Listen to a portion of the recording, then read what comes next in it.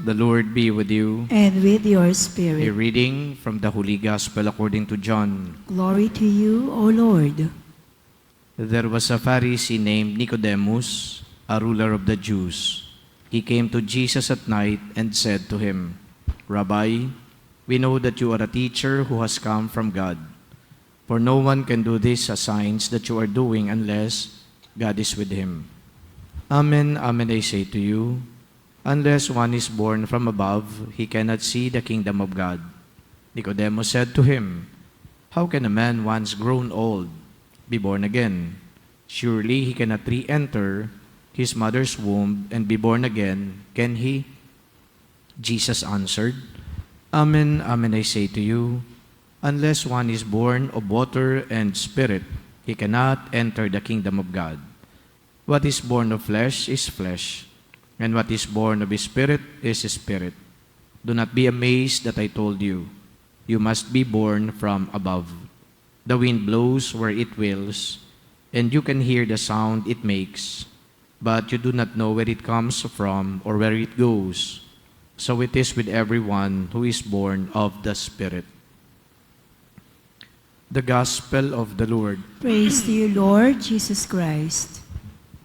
Today we celebrate the martyrdom of Saint Martin I, who was once Pope but was exiled in the Crimean Peninsula. Why was he exiled?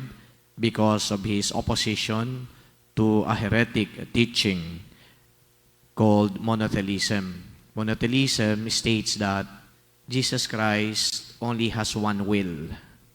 But according to the official teaching of the Church, Jesus Christ has two wills, the human and divine wills. But in this heretic teaching, they claim that Christ only has one will.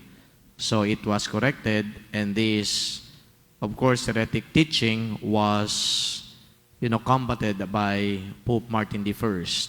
He wanted the world to know that Christ is both human and divine, and as such, he also has two wills, both human and divine wills.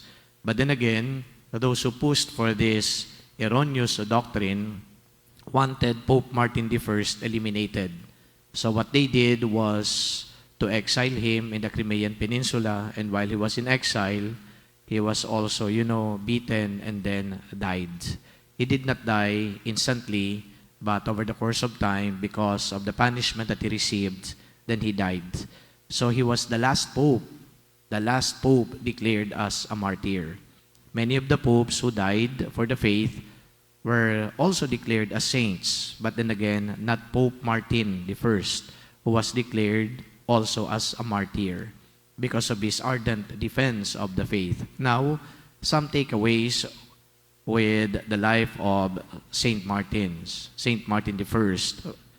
Number one, ang papel talaga ho ng mga Santo Papa, kasama na ng obispo at mga pari, ay hindi mag-imbento ng doktrina. Kaya kapag tumayo po kami sa inyong harapan, we do not invent doctrines and just simply share with you what we know and what we want to share with you.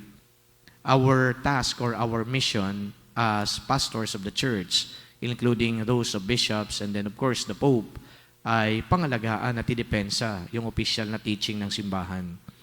The official teaching of the church is culled from the magisterium of the church. So ibig sabihin, dito natin makikita yung official na mga katuruan at hindi pwedeng magdagdag ang sino man sa amin at baguhin o di kaya baguhin din yung mga teaching na yan.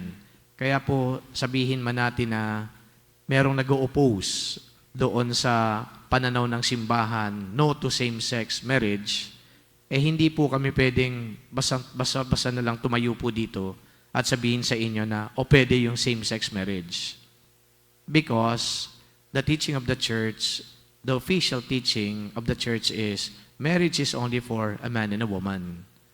Kaya kahit na halimbawa ay nanggagalaiti kayo na yung mga pari niyan, mga obispo, bakit hindi nila maintindihan na pwede namang magmahalan ang dalawang lalaki o pwede namang magmahalan ang dalawang babae at pwede naman sila magpakasal? Sa pananaw niyo po yun. Pero kami dito, ang pananaw namin, nakabase doon sa official na pagtuturo ng simbahan. At ano yung official na pagtuturo? Marriage is for a man and a woman, and we cannot change that. So yun po ang mission po namin, yun po ang obligasyon namin. Kaya hindi po kami tatayo dito para i-please lang yung mga nakikinig. So many of you perhaps would like to see, halimbawa lang ito, hypothetical, many would like to see same-sex union. That's why many are also criticizing the church for her stand. But we cannot change that. Kasi yun po ang kumbaga ay mission, obligasyon namin as pastors of the church. And Pope Martin I really proved that. Hindi pwedeng baguhin na lang basta-basta yan. Kaya maninindigan tayo dito. Ngayon yung second point. Minsan sa paninindigan, kinakailangan na hindi lamang salita. Sa paninindigan, dapat pwede ka rin magbuwis ng buhay. And Pope Martin I proved that also. Well, he earned his enemies while defending the official teaching of the church. But then these enemies would not let Martin get his way. Kaya ang ginawa nila, he eliminated him. So pero itong si Pope Martin, ay handang-handa na ibuwis ang kanyang buhay.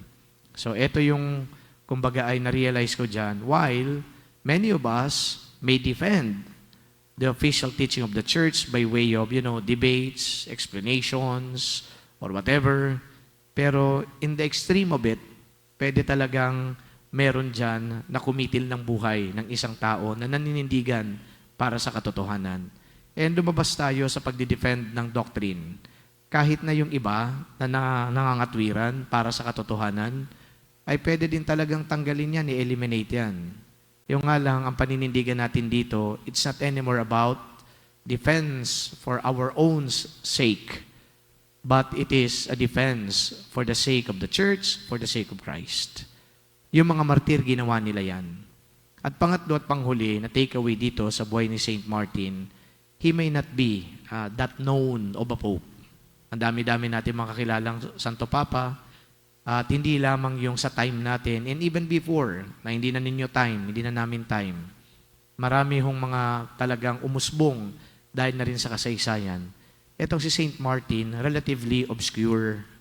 But then again, relatively obscure, pero he had the distinction of being the last pope to be martyred. And he tells a lot.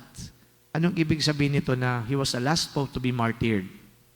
Siya ho, yung isang naninindigan para sa katotohanan, naninindigan para sa Diyos, na kinitil yung buhay sa kabila ng pwede naman siya maglaylo.